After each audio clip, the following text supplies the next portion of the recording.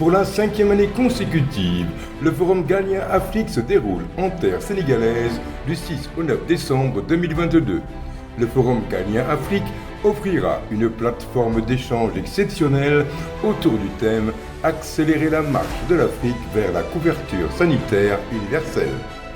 Placé sous la présidence effective de son Excellence M. Macky Sall, président de la République du Sénégal, le Forum Galien Afrique réunira des experts scientifiques des secteurs de la santé, de l'économie, de l'environnement, d'éminentes personnalités politiques et de la société civile, d'anciens récipiendaires de prix Nobel, des universitaires et des centaines d'étudiants en médecine et pharmacie, ainsi que des jeunes innovateurs.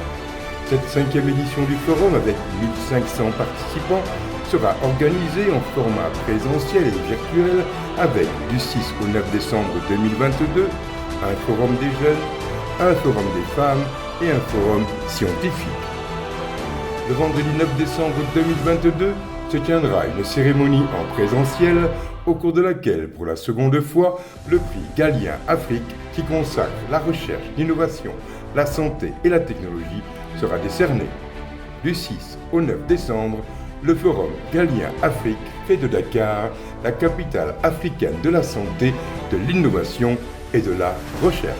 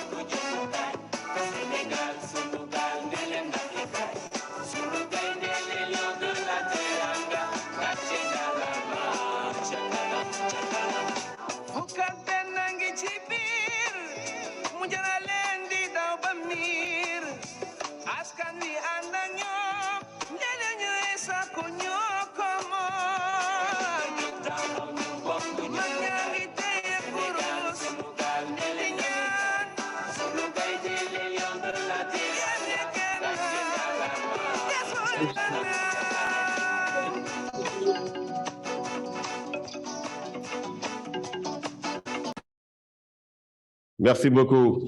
Oui, les lions sont tombés. Vive la lionne alors. Merci beaucoup.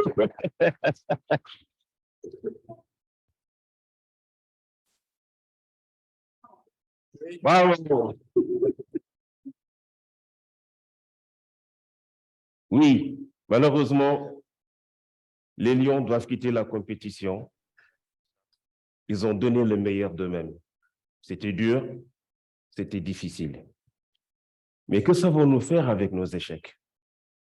Moi, je suis un grand partisan de l'échec. Parce que tout ce que j'ai aujourd'hui, je le dois à mes échecs. Échec à l'école. Heureusement que je courais vite parce que j'étais très souvent le dernier de ma classe. Là, je commence à faire de graves erreurs parce que ma fille est là, elle m'entend dire des choses pareilles. OK. Et échec en tombant du cheval parce que j'adore l'équitation, je suis devenu un expert avec les chevaux. Parce qu'en réalité, je m'étais rendu compte, en me posant une question, mais qu'est-ce que je vais savoir faire? Qu'est-ce que je vais devoir pouvoir faire? Et nous avons tous, tout un chacun d'entre nous, quelqu'un, un être humain, qui va venir créer un déclic. Qu'est-ce que ce déclic va nous dire? Qu'est-ce que ce déclic va faire de nous? Et ce sont ces personnes qu'on a souvent appelées des leaders. Tout au long de mon speech, vous allez voir défiler 3 personnages dont je tairai le nom et vous en prendrez ce qu'il y a de plus important, de plus nécessaire qui va vous aider. Si je vous parle d'un homme, si je vous parle de Hitler, jeune homme, vous vous lever et me dire comment vous appelez? Monsieur Loche qui est derrière vous, s'il vous plaît, excusez-moi. Bonjour à tous, je m'appelle Armand Kaboré, Armand, tu viens d'où? du Burkina. Très bien. Et qu'est-ce que tu fais dans la vie? Je suis étudiant en 5e année de pharmacie. D'accord. Est-ce que tu as quelqu'un dans ta vie qui t'a marqué, qui t'a façonné? Qui c'était? Mon père. Parle-nous un peu de ta part. Papa est aussi, je puis le dire, était quelqu'un de merveilleux, de travailleur, de rigoureux, discipliné et plein de joie aussi. Mhm. Et ça m'a beaucoup marqué, il m'a beaucoup accompagné sur plusieurs niveaux. OK. Qu'est-ce que tu rêves de prendre de papa? Une chose, Un seul mot, ça me suffira. son amour pour les hommes, pour les autres. OK. Mais j'ai une question très difficile. Qu'est-ce que tu n'aimerais pas prendre de papa? Oh. J'avoue que je n'y avais pas pensé.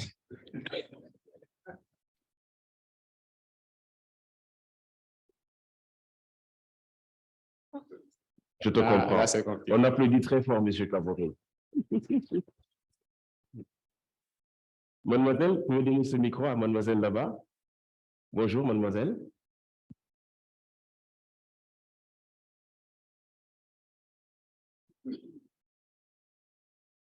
Bonjour, Mademoiselle, comment vous vous appelez? D'où vous venez?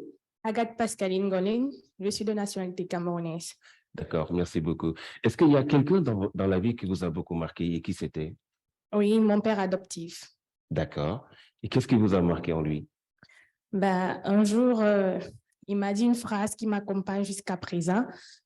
J'avais commis une petite bêtise et il m'a dit, c'est pas grave, il faut que tu saches que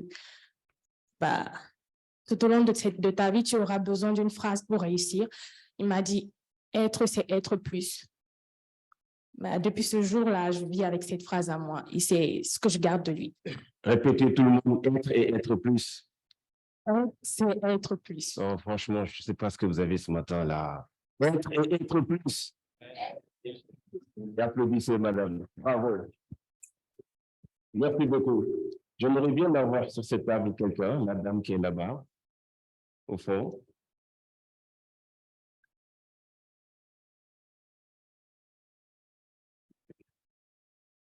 Bonjour tout le monde. Bonjour. Bonjour, c'est Aminata Sissé Gassama. Merci, Aminata. Comment vas-tu? Je vais bien et vous? Qui t'a marqué dans la vie? Je dirais ma maman. Parle-nous un peu de maman. Qu'est-ce qui t'a marqué chez maman? Elle a été une femme très forte, très généreuse et très bienveillante dans sa vie.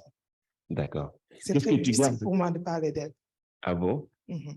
Bravo. Tu vas faire l'effort de le faire parce que ça peut beaucoup nous servir. D'accord? D'accord. Alors, un jour, tu as vécu une chose difficile et maman t'a dit quelque chose qui t'a permis de te relever. Qu'est-ce qui s'est passé ce jour-là? Allez, courage, Ami. Tu peux y arriver. On l'applaudit pour l'encourager. Allez, Ami. Vas-y. Je dirais, un jour, j'ai eu à faire un concours qui était très important pour moi, mais malheureusement, je ne l'ai pas eu. Elle m'a dit, jàppal ci Yàlla parce que loo war a am ci àdduna di nga ko am incha allah et ba tey loolu laay doxee. Donc, voilà. Bravo. Bravo. Ami, merci beaucoup. Merci. Pour ceux qui n'ont pas compris, Ami a vécu une situation difficile pour un concours qu'elle a échoué. Et sa maman lui a dit, place ta confiance à Allah. Tout ce que tu dois avoir, tu l'auras. Merci beaucoup. On applaudit toutes ces personnes qui ont partagé avec nous. Tout au long de notre belle aventure, peut-être que vous serez choqués. Certains d'entre vous vont se sentir très mal à l'aise. Parce qu'être un leader, c'est quelque chose qui nécessite énormément de dons de soi. Aller dans ce long cheminement complexe, difficile, contradictoire, pour faire face à nos doutes et à nos errances et nous réveiller. Beaucoup de personnes que l'histoire a gardées, malheureusement, cette génération du digital n'a pas le temps de lire. Le vieux Namé, c'est qu'ils lisent 3 livres par semaine.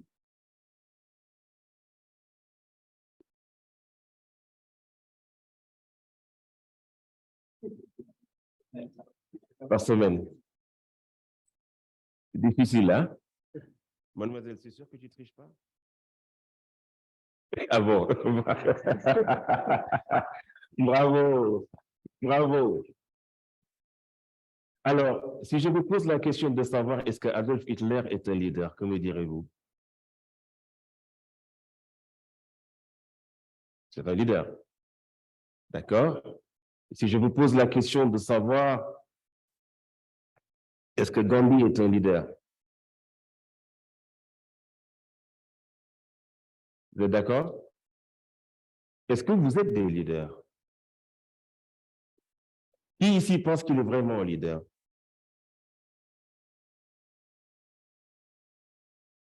Mademoiselle, levez-vous, donnez-lui le micro, s'il vous plaît.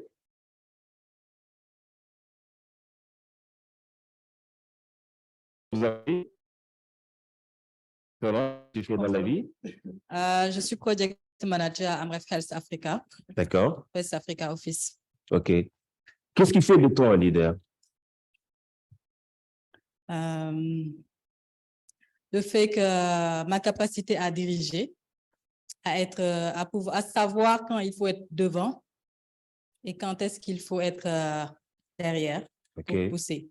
Quand il faut être devant pour tirer les autres de l'avant et quand il faut être derrière pour les aider à aller eux-mêmes de l'avant. Et le fait que je sois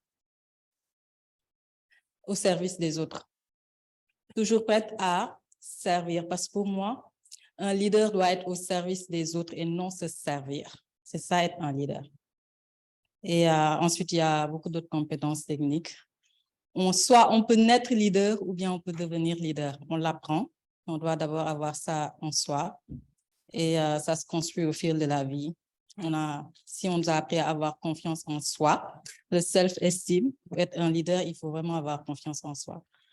Donc, je l'ai appris. Je ne suis pas née leader. J'étais très timide. Dans le temps, je ne savais vraiment pas, en temps normal, seulement je ne prendrais pas un micro dans une salle. Mais j'ai appris, je me suis battue et je suis là aujourd'hui. Je dirige des programmes au niveau du Sénégal depuis bientôt 10 ans. Donc. Applaudissements, s'il vous plaît. Merci beaucoup, Solange. Vous pensez à beaucoup de choses. OK? Équipe technique, est-ce que je peux avoir la photo de Usain Bolt, s'il vous plaît? Que savez-vous de Usain Bolt?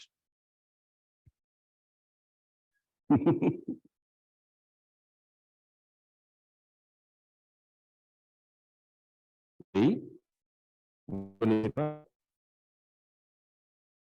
En dehors du fait que c'est un grand sprinter, qu'est-ce que vous savez de lui?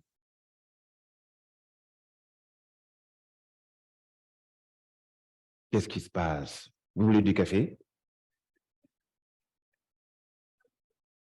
Ils n'ont pas lu de livre. C'est grave.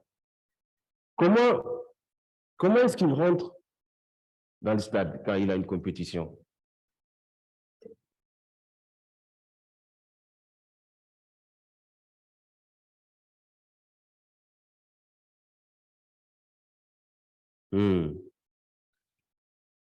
Qu'est-ce que je vais vous poser comme question?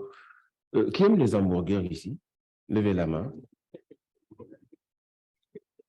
Je parle des jeunes, bien sûr. Ah, mademoiselle, comment tu t'appelles? Donne-lui le micro.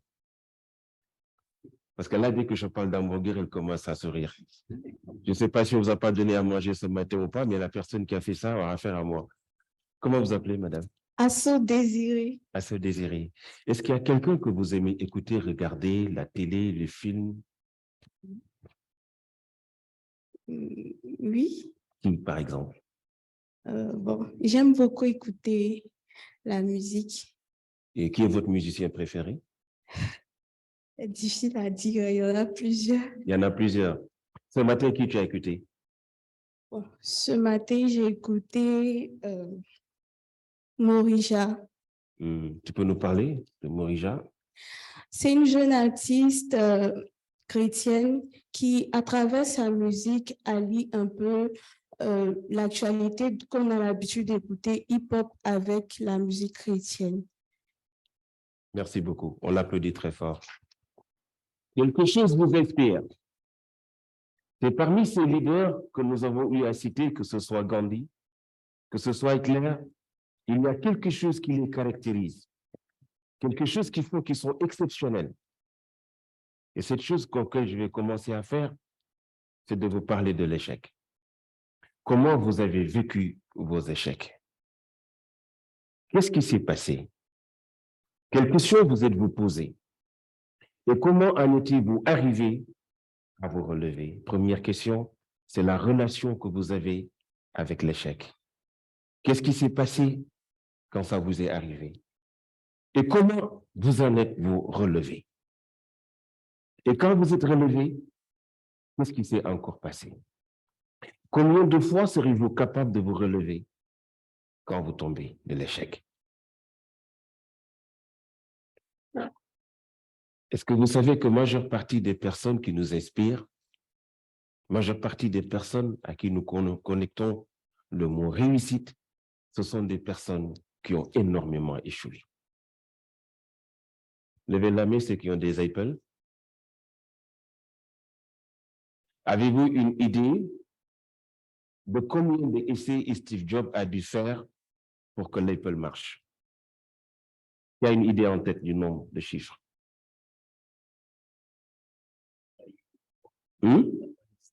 99 fois, plus de 3000 fois. Qui parmi vous a l'endurance d'essayer 3000 fois quelque chose qui ne marche pas? Personne? Un tonton? Non? Au bout de combien de temps vous allez arrêter, tonton?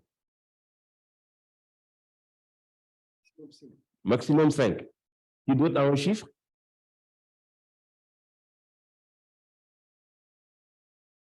Lève-toi. J'adore Solange, c'est vraiment une leader. On l'applaudit très fort. Lève-toi. Elle a dit jamais. Solange, qu'est-ce qui te donne la force de continuer? Disons que je suis têtue. Tant que ça ne marche pas, je ne laisse pas tomber. Je ne peux pas. Parce que quand j'ai un objectif en vue, il faut que je puisse l'atteindre. Et à chaque fois que je tombe, je me dis que c'est pour moi un autre moyen où je suis en train d'apprendre quelque chose. Donc, pour moi, quand j'échoue, quand il y a quelque chose qui ne va pas, quoi qu'il en soit, je vais apprendre. Et ce que je vais apprendre me permettra d'aller de l'avant. Très bien. Merci beaucoup, Solange. Mandela a passé combien d'années en prison? Vous savez ce que c'est que la liberté si on en privait? Durant ces 27 ans, ils ont reçu la torture, l'humiliation, ils ont frôlé la mort, ils ont été malades, ils ont été privés de tous les besoins humains naturels. Ensuite, il y a eu la corruption, il y a eu de la manipulation, ensuite, il y a eu la liberté. Et Steve Jobs aurait essayé des milliers de fois des tentatives de faire marcher l'iPhone. Aujourd'hui, nous sommes à un iPhone combien? 14. Gandhi va se donner un exemple. Accepter de recevoir de la violence sans rendre la violence pour permettre à un peuple de démystifier sa peur. Premier obstacle, majeure partie des choses qui vous arrêtent viennent de vos peurs. Nous allons parler du cognitif et de l'émotionnel. Lorsque Usain Bolt rentre dans le stade, vous le voyez porter d'énormes casques ultrasons qui filtrent le son extérieur. Il n'est pas en connexion avec ce qui se passe autour de lui. Il veut être lui-même. Il est en connexion avec lui-même. Votre capacité à vous connecter avec vous-même, c'est d'entendre la régulation de vos pensées. Comment est-ce que vous pensez? Êtes-vous maître de votre esprit ou est-ce que c'est votre esprit qui vous domine? Quand vous vous êtes levé ce matin pour venir ici, quels ont été les premiers mots qui vous sont passés par l'esprit? Monsieur, j'aimerais bien vous écouter. Comment vous appelez? Saïd? Ok, donnez le micro à Saïd. Saïd, vous êtes de quelle origine? Saïd, je suis marocain. Et qu'est-ce que vous faites dans la vie? Je suis professeur universitaire. Machallah. J'enseigne de maths et informatique et je suis expert en intelligence artificielle. Très bien, Saïd. Alors, Saïd, ce matin, en venant ici, quelles sont les pensées qui t'animaient? À quoi tu pensais? Quelles sont les questions que tu te posais? Des questions en général? Oui. Je, je pense à cette heure-ci, à cet instant plutôt, à mes objectifs. Et Effectivement. pourquoi je suis ici, par exemple. Tu peux nous parler d'un de tes objectifs dans la vie? Et bon, il y a plusieurs objectifs, bien sûr. Il y a des objectifs à long terme et à court terme. Alors, à long terme, je vais m'améliorer dans mon poste, par exemple. OK. À court terme, je vais, par exemple, je vais prendre le prix, par exemple. Je vais gagner le prix avec mon équipe dans le forum, par exemple, le prix Gallia. On te souhaite bonne chance. Merci. Je vais commencer par vous demander 5 minutes de réflexion dans vos groupes respectifs. Et s'il vous plaît, soyez en connexion avec vous. J'ai envie que vous preniez une feuille. Dans chaque table, vous allez choisir après quelqu'un qui va parler pour vous. J'aimerais que vous parliez de vos peurs. Quelles sont vos plus grandes peurs qui vous animent à cet instant précis? Mais s'il vous plaît, soyez sincères. Je m'appelle Chernon Gofal et j'ai plus de 25 ans d'expérience dans cette pratique que je suis en train de faire. Devant une telle assemblée, parler d'une certaine façon reviendrait à un manque d'humilité, mais l'humilité n'est pas compatible avec le leadership. J'interviens en milieu carcéral, j'écoute et travaille avec des gens extrêmement dangereux, j'accompagne des personnes qui consomment de la drogue, je travaille avec des séropositifs. Oui. Et récemment, on m'a demandé si je pouvais accepter de travailler avec des terroristes, parce que j'ai une spécialité en sciences islamiques contemporaines. Je compte vraiment vous transformer parce que c'est ce qu'on m'a demandé, mais à condition que vous jouez le jeu avec moi.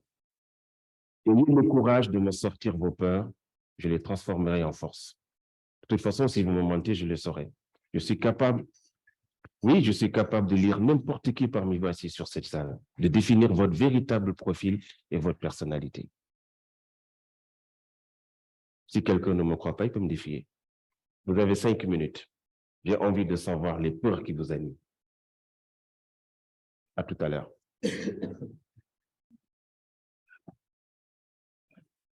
Ay, femme, Inch'Allah.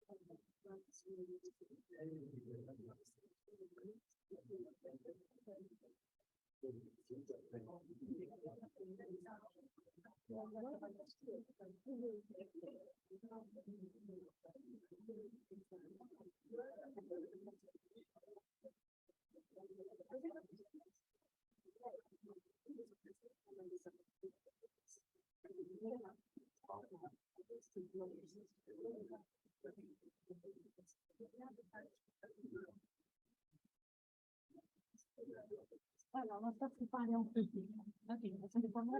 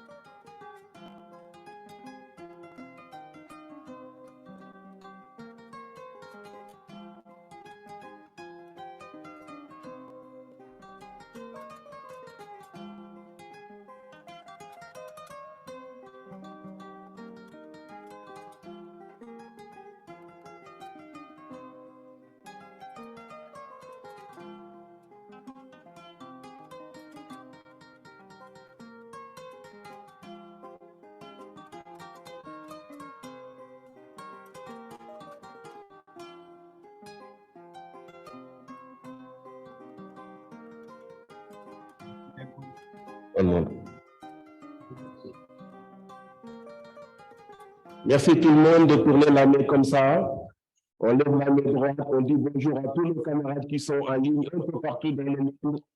Merci à ceux qui sont connectés en ligne avec nous. Merci beaucoup.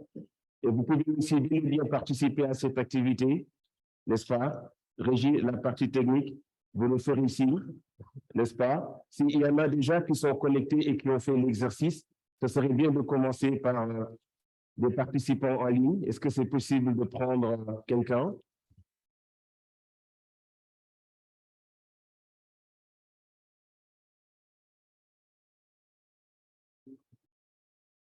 D'accord.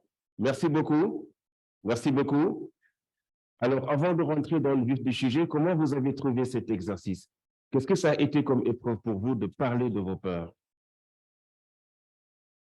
Mademoiselle qui trichait tout à l'heure, vous êtes punie. On lui donne le micro? Merci de vous présenter. Bon, c'est Inès Harechi, étudiante en 4e année médecine dentaire. Pour moi, en fait, cet exercice n'était pas facile. Pourquoi? Parce que, en fait, je trouve que c'est des peurs générales, en fait. Bon, je crois que j'en ai tellement de peurs que je ne peux pas les citer.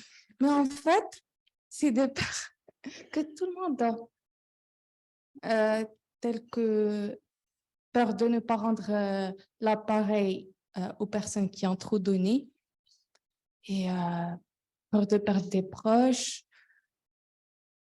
Échouer, non, parce que comme vous, en fait, c'est pas j'aime bien échouer, mais échouer, c'est bien. En fait, ça nous aide à bien se lever. D'accord. Alors, dites-moi, de quel animal est-ce que vous avez peur? Quel est l'animal que vous ne souhaiteriez pas voir sur cette table? Une souris. Vous continuez à tricher, c'est le moment qui est passé. Les animaux dangereux, et j'ai pas peur, c'est les chats et les chiens, Oui. et qui sont bien dentés. Donc, même ceux de la rue, je les aime pas. OK. C'est la première fois que vous parlez de vos peurs? Oui. Comment ça a été comme expérience? C'est mieux que d'écrire. C'est mieux que d'écrire. Oui. Parce que tu écris beaucoup quand ça ne va pas. J'ai pas l'habitude d'écrire. D'accord. Surtout de parler. Est-ce que tu es quelqu'un qui aime être seul? Ouais. Et quand ça ne va pas, tu pleures seul? Oui. Tu aimes rester longtemps sous la douche? Voir l'eau couler sur toi? Non. Tu n'aimes pas? Non. Tu peux rester longtemps sans manger? Tu aimes ça? Oui. Tu te nourris très mal. Oui. Je continue ou j'arrête? C'est bon. Bravo. Merci bien, merci bien. Alors, sur une table, qui va nous partager quelles sont les notes que vous avez reçues venant de la peur de... Allez-y, on lui donne le micro.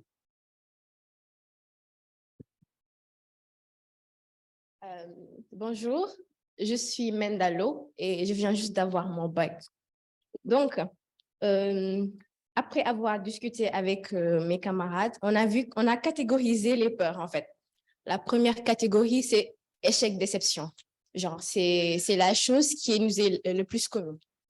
Donc, ensuite, on a la peur de commencer. Troisièmement, on a les critiques, abandon, assurance. Donc, en général, le manque de confiance. Et dernièrement, il y a la peur de ne pas être la meilleure version de soi-même. Donc, voilà. Bravo. Merci. Merci beaucoup. La table au fond, là-bas.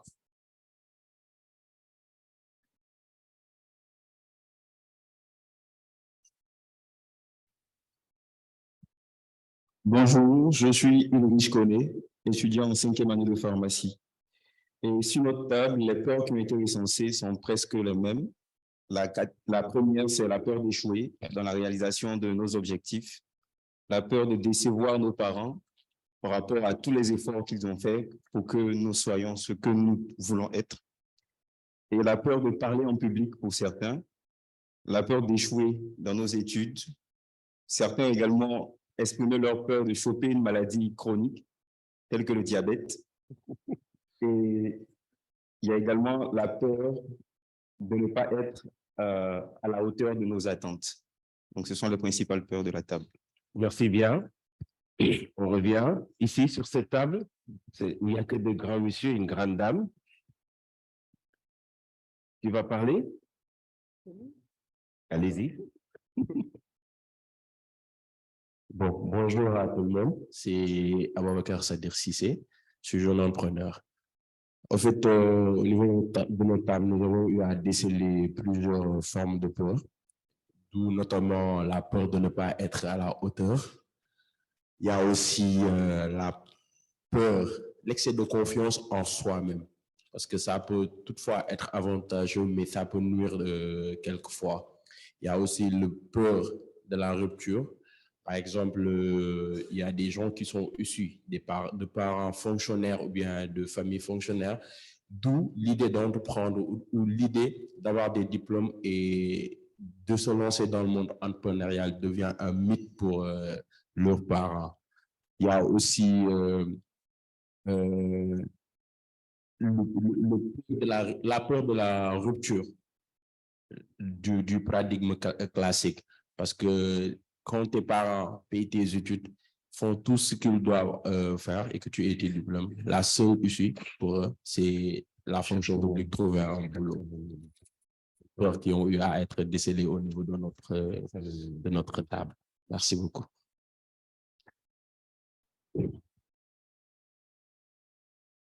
Merci beaucoup. Ici, on va partager cette table des grands messieurs.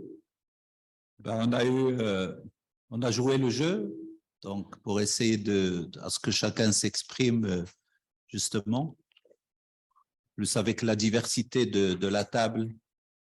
Donc Joyce de Libéria, Magda de la Guinée-Bissau, Alpha du Sénégal, Ranimé du Maroc, moi-même aussi. Il y a la maladie et la mort, la peur de la maladie, de la mort. Tout le monde a exprimé ça. Oui. Il y a le manque de contrôle de la chose, lorsqu'on manque de contrôler une situation. Donc, et perdre ses proches, par exemple. L'échec est revenu plusieurs fois dans la discussion, la peur de l'échec. Alpha a exprimé une chose intéressante, la peur de la trahison. Ça, c'était vraiment important de la table d'être trahi, la peur d'être trahi par autrui. Et permettez-moi j'ai vraiment pensé à la question de manière très profonde et d'essayer vraiment en toute sincérité de jouer le jeu. J'ai eu tellement de peur dans ma vie que j'ai plus peur. Oui. J'ai eu tellement de peur que sincèrement, quand j'ai pensé à votre question, je ne sais pas, c'est la maturité de l'âge, je ne sais pas. J'ai plus peur, quelle que soit la situation. Et comment vous vivez? J'ai plus aucune crainte. Le fait que la bombe atomique peut tomber, j'ai plus peur. Maintenant que la peur ne fait plus partie de votre vie, comment vous êtes? J'essaie d'être le plus serein possible. Le plus serein possible, tout simplement. Le partage. Merci.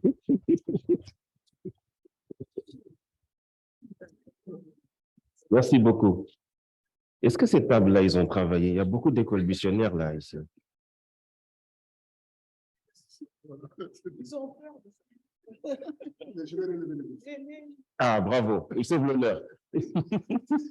Voilà, je suis Pierre Loconsec, président de l'Association nationale des donneurs de sang du Sénégal.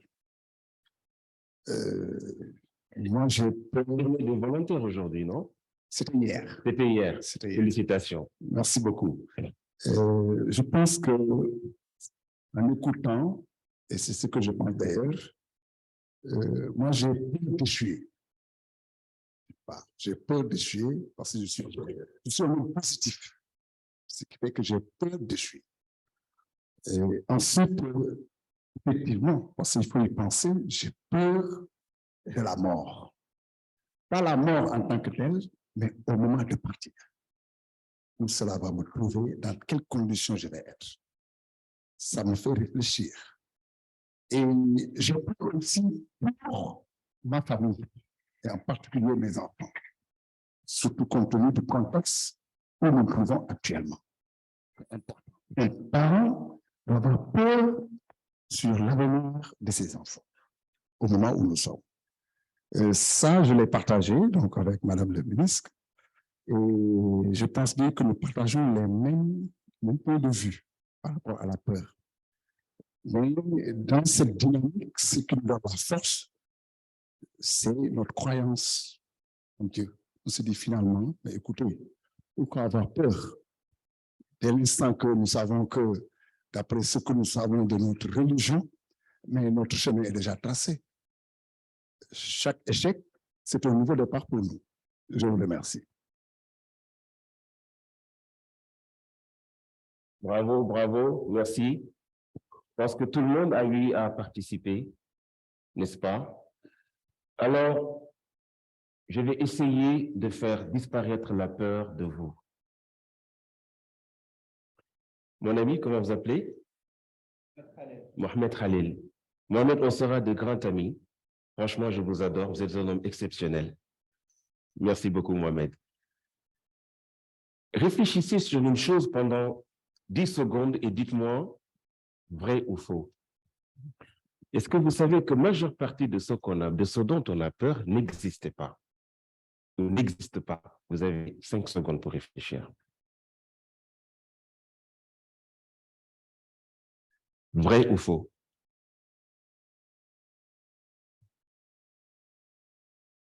Donc, ce dont vous avez peur existe. Et si je vous démontre le contraire,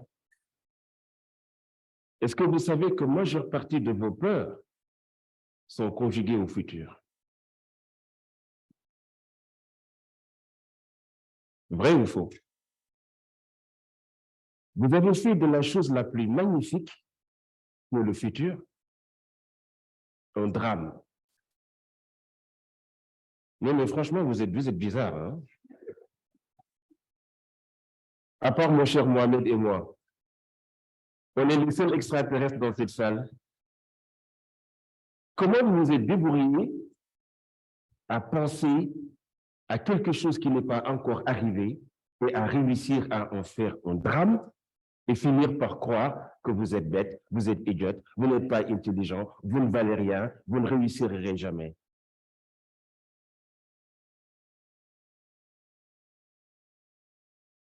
Bon, là, je pense que je les ai tués, là. Respirez. Allez, respirez, détendez-vous, je n'ai pas fini avec vous. C'est vrai ou c'est faux? Votre mindset, votre façon de réfléchir et de penser vous détermine. Dites-moi comment vous pensez. Comment vous réagissez à l'interaction entre deux choses qui font votre personnalité? Nous sommes des êtres cognitifs et des êtres émotionnels. Quelle est la partie de nous qui nous domine le plus?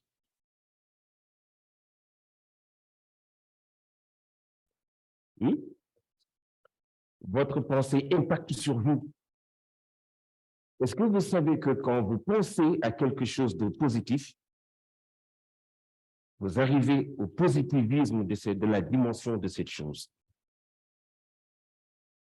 Qu'est-ce que vous laissez apparaître jusqu'à même l'amour? Ah, est-ce que vous aimeriez qu'on parle d'amour?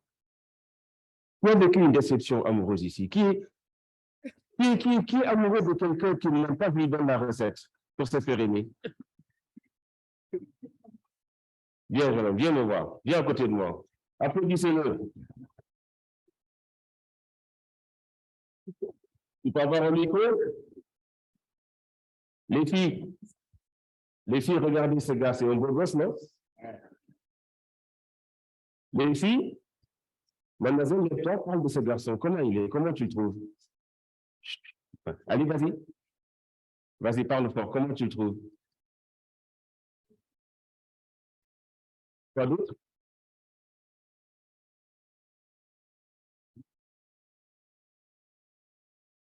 Oui. Si t'abordes dans la rue et qu'il t'invite à aller boire un verre, tu accepterais? Honnêtement, je ne saurais pas dire parce que... Parce que il y a des gens ici. Non, non, même pas parce que c'est une question de critères. Voilà. Est-ce qu'il y a un critère qui correspond aussi à une?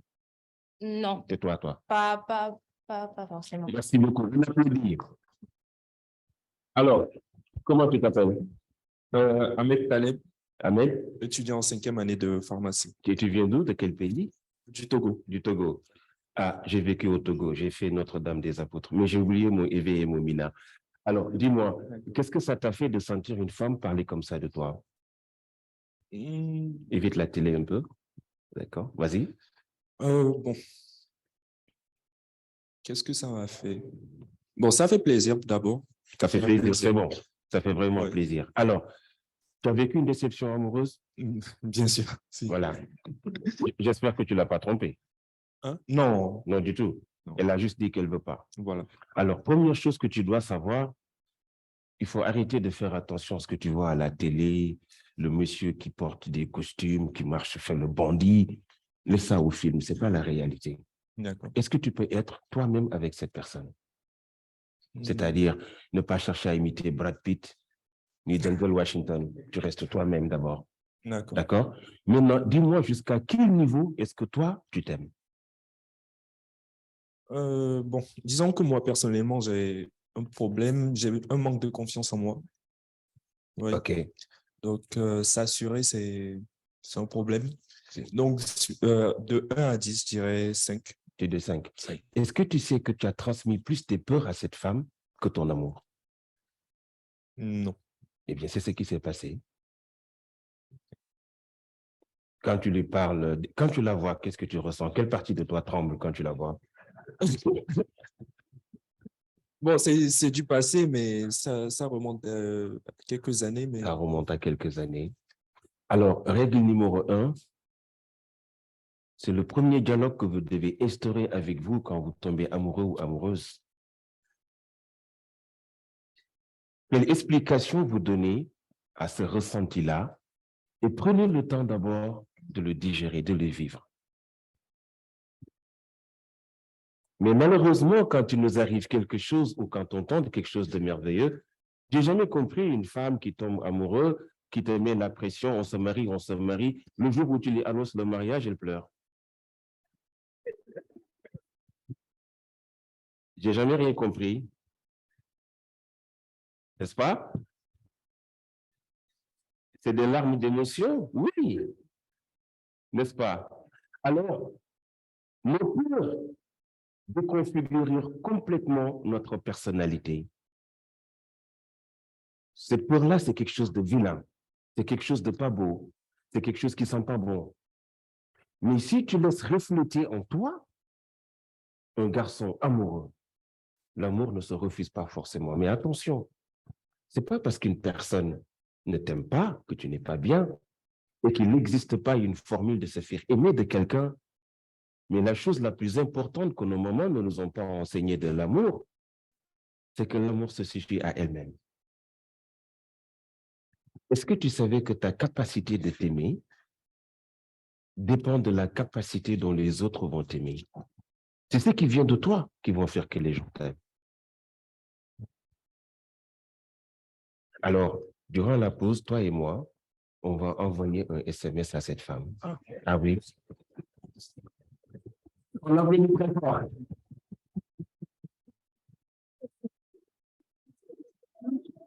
Alors, je vais vous inviter à définir vos relations avec vos émotions. Une relation se définit sur la base de 3 choses importantes. Il y a toujours une attente dans une relation, quelle qu'elle soit. Qu'est-ce que votre corps attend de vous quand il vous fait un signalement? Et en tant que médecin, dans l'accompagnement des personnes vivant avec le VIH, j'ai découvert la force de l'amour. Une histoire de folie. Je suis appelé à 2 heures du matin à Popenguine, alors que j'accompagnais des personnes vivant avec le VIH. Et elle m'annonce, je te dis au revoir, tu es un bon musulman qui m'a beaucoup aidé, mais j'ai décidé de mourir. Donc, je vais aller me suicider, cher. Je me lève à 2 heures du matin. Où est-ce que je vais la trouver à Popenguine? Elle a fermé son téléphone et elle est partie. Je sillonne les rues des Thiès pour trouver une voiture. Maintenant, si je trouve une voiture, je dois lui dire où je dois y aller. J'arrive à Popenguine, je m'arrête, je ne sais pas quoi faire. J'avais un ami chez qui j'allais prendre du café Touba, Baïfal, qui avait au cheval. Je lui demande de me prêter son cheval à 3 heures du matin. Cher, tu es sûr que ça va? Il dit oui, ça va aller. Et où est-ce que tu vas aller avec mon cheval à 3 heures du matin? Oui, je ne sais pas. Et qu'est-ce que tu vas faire? Je lui dis, je cherche une femme. Il me dit, les gosses, ils sont amoureux. Je la trouve assise à côté d'un baobab. Et il y avait une bouteille. Je n'osais pas imaginer le contenu de cette bouteille.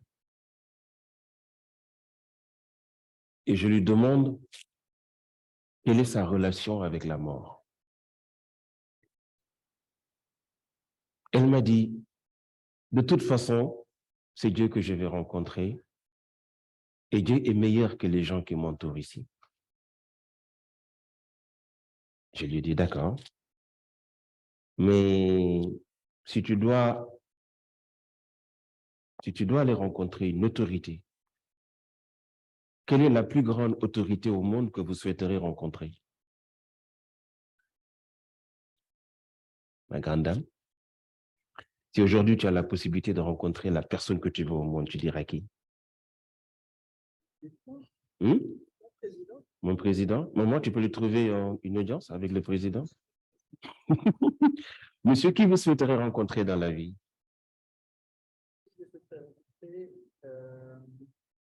Le secrétaire général de l'ONU. Maman, tu peux lui trouver un rendez-vous? Madame, oui? Qui vous souhaiterait rencontrer dans la vie? Oui, vous, bien sûr. Paul? Maman, tu peux lui trouver un rendez-vous? Avec Paul Kagame? D'accord. Et là, je lui dis, est-ce que tu peux aujourd'hui accéder au khalife général des Tidjanes parce qu'elle était vraiment passionnée de tidjanisme? Il m'a dit oui. Je lui dis, de la façon dont il va t'accueillir dépendra de la façon dont tu vas venir. Tu es d'accord avec moi ou pas? Il m'a dit oui. Je lui dis, si tu rencontres Dieu en te donnant la mort, comment est-ce qu'il va t'accueillir? Elle me regarde et elle me dit, il est plus miséricordieux que toi. Lui comprendra la cause de ma mort et je lui dirai que je n'ai pas de raison d'être ici avec toi, avec qui que ce soit. De discussion en discussion, d'argument à contre-argument, on entend le muezzin qui appelle à la prière.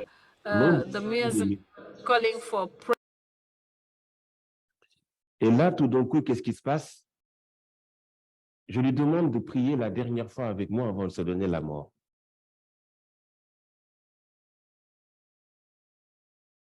Je commence à réciter le Coran et je fais exprès de prendre tous les versets de Souratul Yasin. À la fin, elle a beaucoup pleuré. Je l'ai pris dans mes bras et nous sommes retournés à l'hôpital, au centre, hospitalisés. Lui et un jeune qui était membre de l'association étaient très amoureux. Mais vous voyez la complexité du VIH, source de plaisir, source de vie, source de passion, le sexe est devenu une voie de passage de la mort. Et quand ces personnes tombent amoureuses, c'est tout un déploiement extérieur de leur personnalité qui se redéfinit. De fil en aiguille, j'invite cet homme à lui parler. Ils discutent. Ils avaient des projets. Et les malades hospitalisés, et chaque jour qui passe, je la vois partir. Et c'est une personne avec qui j'avais tissé un lien extrêmement fort et complexe. Tantôt on se chamaillait, tantôt on se réconciliait. Tantôt il m'inspirait, tantôt aussi je vivais des doutes avec elle, dans sa capacité à se retrouver. Son fiancé décide de passer la nuit à l'hôpital avec elle. Elle accepte à manger, mais non, elle boit de l'eau. Elle accepte de reprendre son traitement, de le respecter. 3 jours plus tard, les deux m'appellent. Oui, nous nous sommes réconciliés. L'idée du suicide lui est passée. Elle va très bien.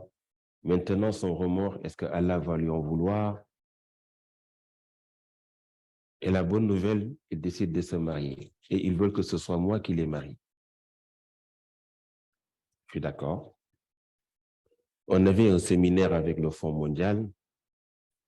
Je fais tout pour qu'ils participent à ce séminaire, une façon pour eux de bénéficier de cadre de l'hôtel, de faire leur lune de miel. Mohamed, ce qui est extraordinaire dans cette histoire, 3 jours après leur mariage, la charge virale de cette femme avait baissé. Elle se mettait à rire. 1 mois plus tard, elle avait repris du poids.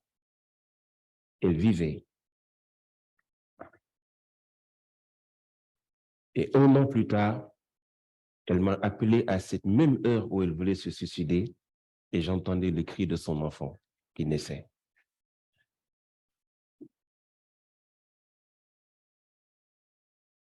Il y en a parmi vous qui sont arrivés au niveau où ils disent « J'en ai fini avec les hommes ». Il y en a parmi vous qui sont arrivés au niveau où ils se disent « Je ne veux plus entendre parler de femmes ». C'est faux?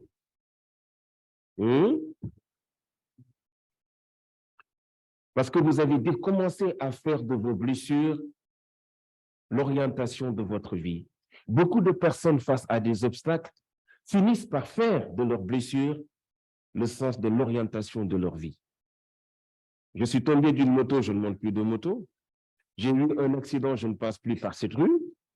J'ai rêvé d'un chat noir. Je ne veux plus voir de chat dans ma vie. Et voilà ce que nous faisons de nos peurs. Et nos peurs vont finir par guider notre façon de vivre. Notre peur va prendre la place de notre sourire. Notre peur va prendre l'éclat de nos yeux. Et nos peurs vont finir à faire peur aux autres. Et cette peur-là, je vous invite à l'éviter, à vous asseoir avec vous et à entamer un processus de séparation. Parce qu'il se nourrit de votre énergie vitale. Il se nourrit de votre personnalité. Il se nourrit de votre humanitude. Et quand personne ne voudra plus rien de vous, vous le chercherez partout, vous ne le verrez pas parce qu'il n'existe pas. Et en réalité, c'est vous qui lui avez donné une place dans votre vie. À la place de votre peur, s'il vous plaît, vivez avec l'espoir. L'espoir que tout ce pourquoi vous vous battez dans votre vie peut un jour devenir une réalité. C'est ce qui fait la force des leaders. Si vous tombez, relevez-vous. Regardez en vous la partie de vous qui n'est pas encore prête. C'est comme ça que je lis l'échec. Nous allons voir, c'est bon? L'alambic. Quelque chose d'extrêmement important dans nos dynamiques relationnelles. Et s'il vous plaît, à partir d'aujourd'hui, j'aimerais que vous arrêtiez de chercher la définition des mots dans un dictionnaire. Vivez le sens des mots à la réalité où vous les vivez. Les garçons, bon, les jeunes, hein, je dispense de cet exercice les grandes personnes. Les garçons, tenez-vous debout. Je vais vous dire quelque chose de très important. Les garçons, voilà.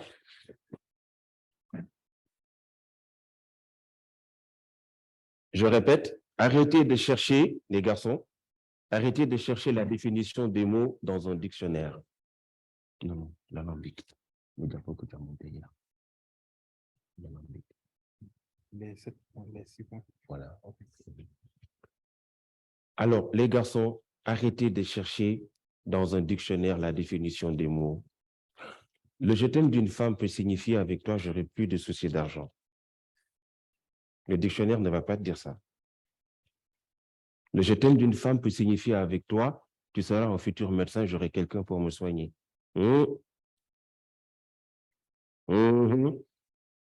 je t'aime aussi peut signifier, tu es grand de taille, tu pourras me protéger de ma vie.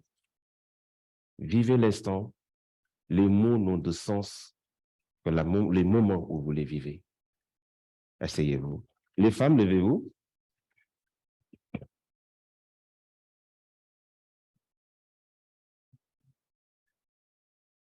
Les garçons vont se fâcher parce que je vais vous dire leur secret. Mais c'est leur problème. Vous savez, le garçon qui te dit, si tu m'aimes, tu dois coucher avec moi, il ment, il n'y croit pas. Ce n'est pas la peine de me photographier, je ne me cache pas, je dis ce que je pense. N'est-ce pas? Le garçon qui va te dire qu'il t'aime plus que sa maman l'a giflé le matin.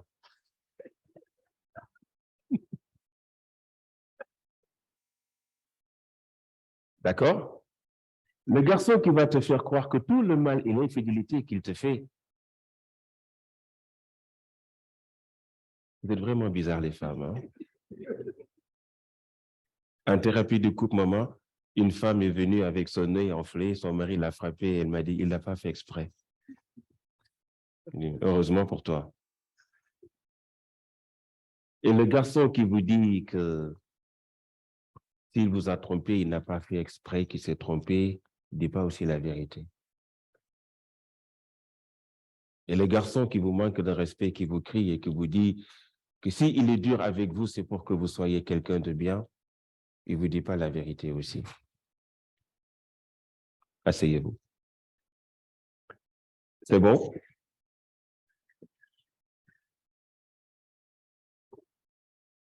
C'est bon, Hassim? Il apparaît donc de manière très claire que nous avons apprivoisé la peur en nous et que notre capacité à faire face à notre pensée devient un élément fondamental dans la gestion de notre personnalité. La peur nous limite, elle va nous définir, elle nous paralyse et nous finissons par nous définir à travers elle-même. À la place de la peur, gardons quoi? Gardons l'espoir. Que cette peur arrête de vous définir. Je vous invite maintenant à l'exercice de la restitution symbolique. Définissez le symbole de votre peur. Faites-le sculpter. Traduisez-le de la façon dont vous pouvez le voir. Dialoguez avec ça et ensuite débarrassez-vous-en. La régie va nous projeter quelques éléments qui vont être des outils extrêmement importants et qui apparaissent de façon très claire.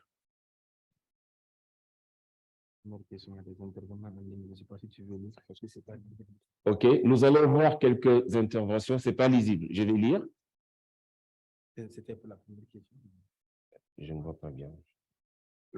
Bonjour, pour ma part, j'en ai beaucoup, mais je vais parler de l'échec et de décevoir les personnes importantes pour moi et qui comptent sur moi de changer qui je suis pour une tierce personne ou une autre. Je propose qu'on recense nos différentes peurs et désigner une personne qui les dira oralement. Pour moi, c'est la peur de décevoir des gens qui comptent sur moi, peur de l'échec, peur de rater des opportunités par négligence ou par procrastination. La peur de décevoir ma famille, à part ça, peur d'autres choses chez moi. Merci à nos amis qui sont connectés en ligne. Nous vous disons tous bonjour, on pense beaucoup à vous. On reviendra sur d'autres questions. Vas-y. Merci Régie. Projection pour le premier diapo. Je vais vous parler des grandes blessures archaïques qui peuvent affecter la vie d'une personne. Tout au long de notre vie, nous allons croiser des situations difficiles et nous ne sortirons pas de quelques points que je vais citer ici. Premièrement, l'humiliation fait partie des blessures archaïques qui marquent profondément la personne humaine.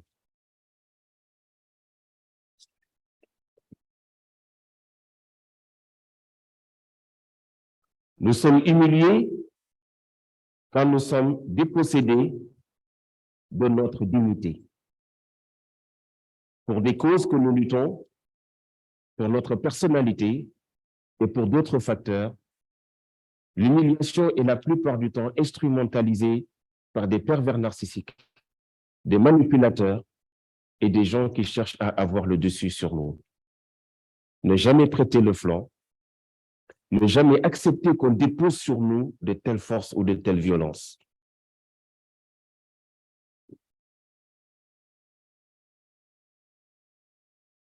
L'injustice, notre part de devoir ou de droit, nous est enlevée sans que nous ayons la possibilité de nous défendre. Elle est omniprésente tout autour de nous, au quotidien de notre existence.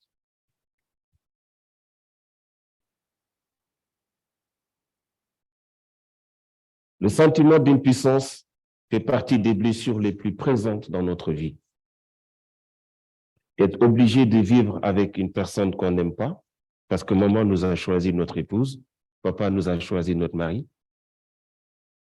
Obligé d'accepter de suivre des cours ou un cursus universitaire que nous n'avons pas choisi, parce que dans la famille, il y a le culte de la médecine.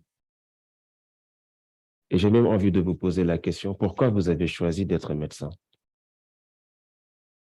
C'est votre choix ou le choix de papa? Le choix de la famille?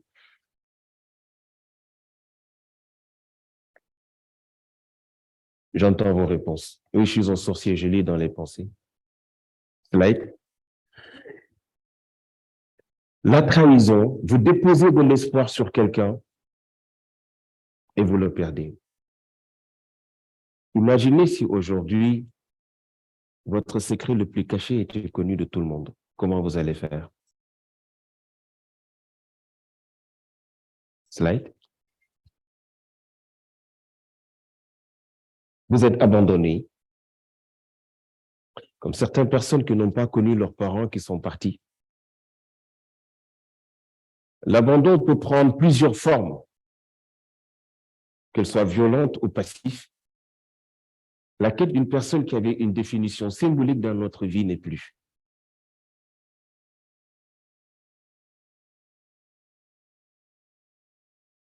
Le rejet de nos jours est à visage géométrique variable.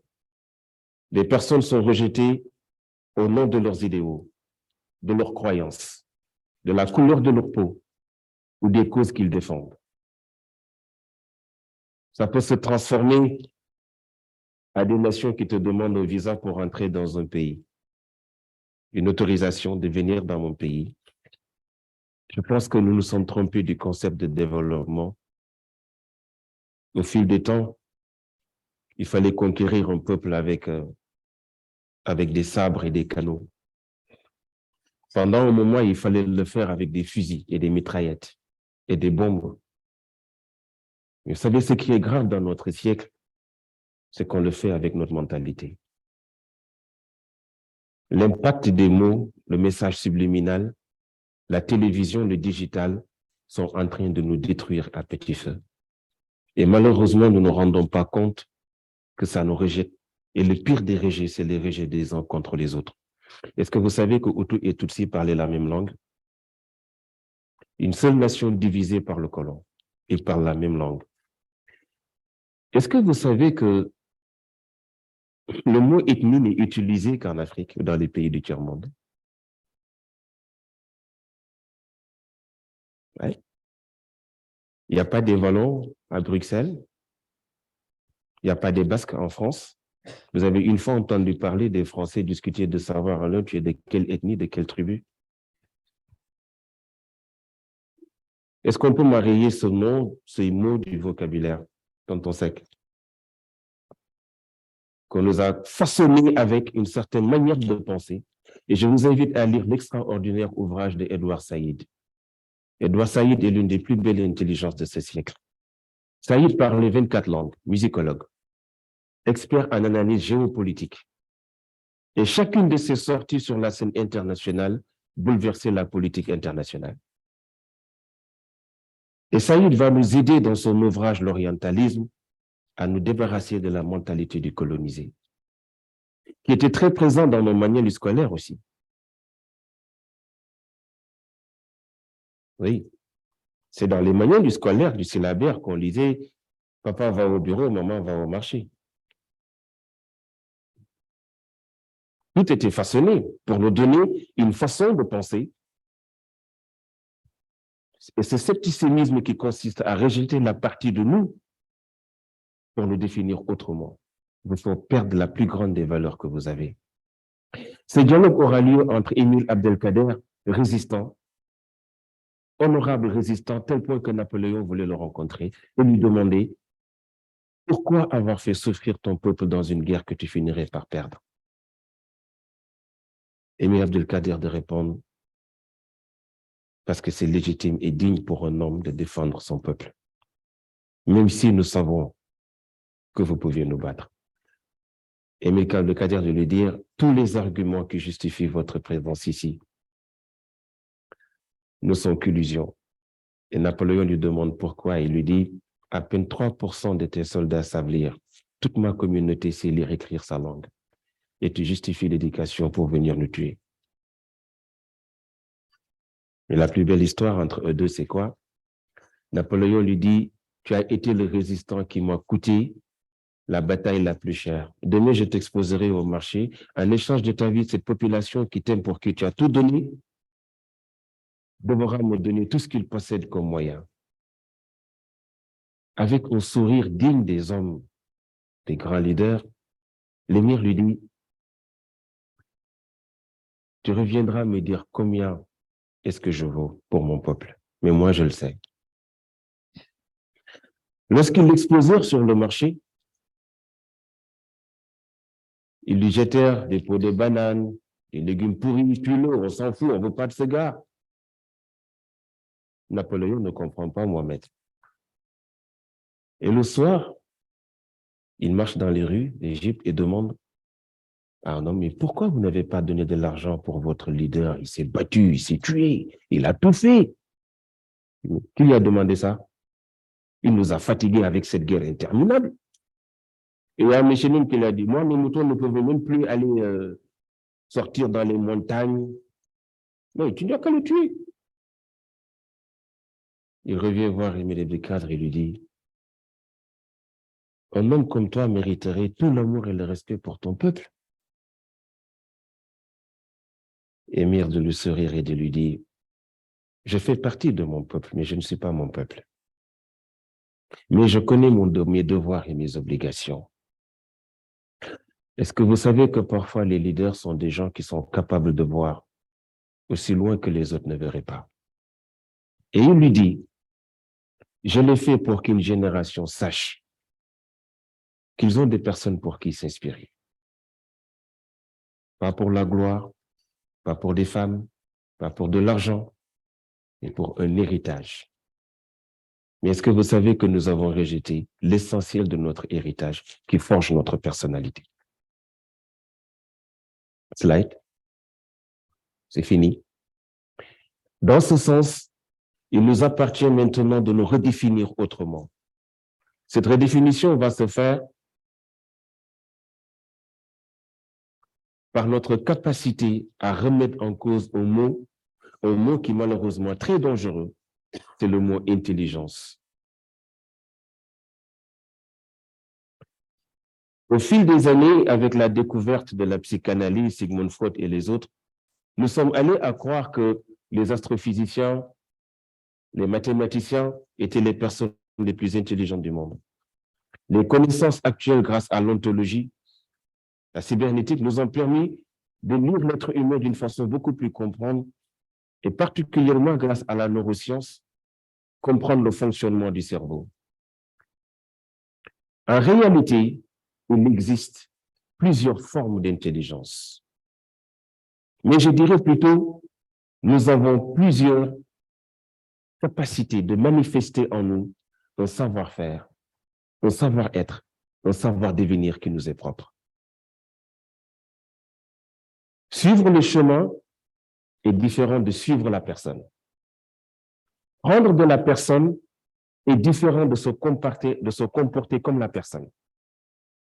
Ma mère peut m'inspirer, mon père peut m'inspirer, mais je ne pourrai jamais être comme eux.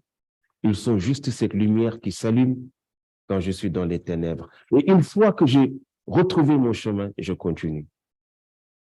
Est-ce que vous savez qu'une grande part de nos possibilités nous vient, nous déclic dans notre capacité d'être en relation avec des personnes significatives de notre vie? Mais par contre, il y a des relations qui sont polluantes, qui sont dangereuses. Et nous avons beaucoup perdu en négligeant l'intelligence relationnelle. De l'intelligence cognitive à l'intelligence émotionnelle, nous allons penser à l'intelligence relationnelle. Vous allez vous retrouver parmi ces personnages et à la fin, vous me direz dans quelle dynamique est-ce que vous faites partie. On peut diminuer la lumière pour voir plus de visibilité sur le diapo? Merci. Premièrement, la dynamique de l'éponge. Ce sont ces personnes qui absorbent tout dans un amalgame confusionnel, depuis les malheurs, les catastrophes, souffrances individuelles ou collectives, jusqu'au bonheur petit ou grand. Okay.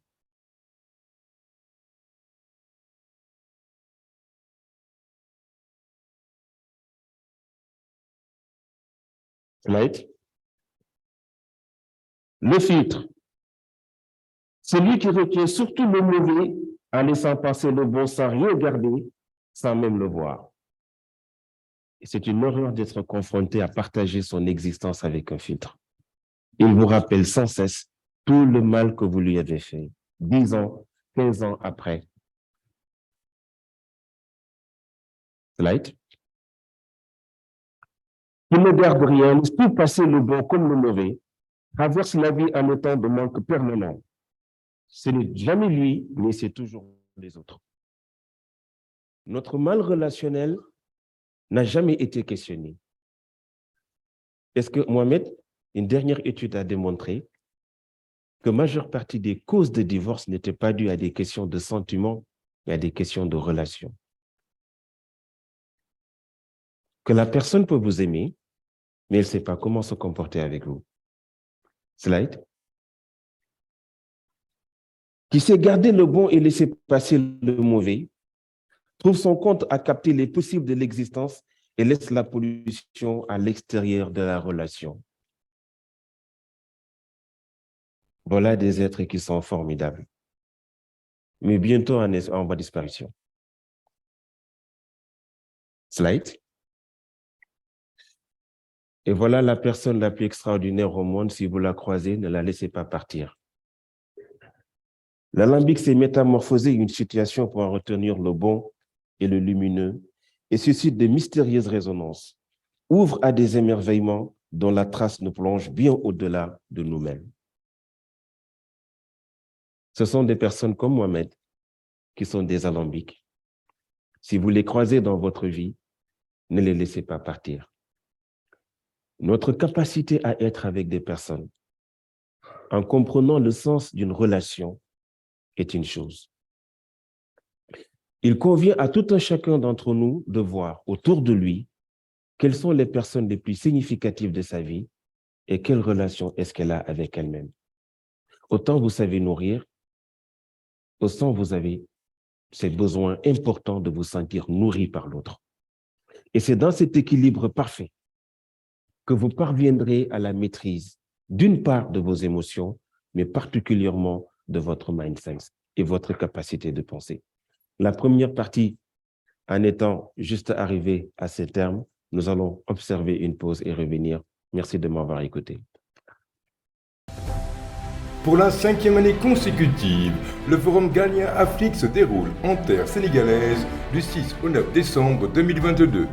Le Forum Ghalien Afrique offrira une plateforme d'échange exceptionnelle autour du thème « Accélérer la marche de l'Afrique vers la couverture sanitaire universelle ».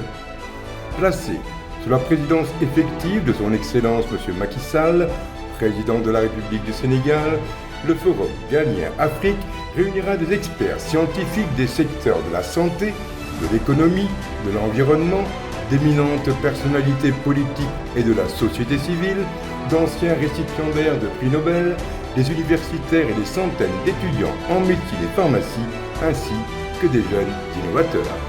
Cette 5e édition du forum, avec 1500 participants, sera organisée en format présentiel et virtuel avec, du 6 au 9 décembre 2022, un forum des jeunes, un forum des femmes et un forum scientifique. Le vendredi 9 décembre 2022 se tiendra une cérémonie en présentiel au cours de laquelle, pour la seconde fois, le prix Galien Afrique, qui consacre la recherche, l'innovation, la santé et la technologie, sera décerné. Du 6 au 9 décembre, le forum Galien Afrique fait de Dakar la capitale africaine de la santé, de l'innovation et de la recherche.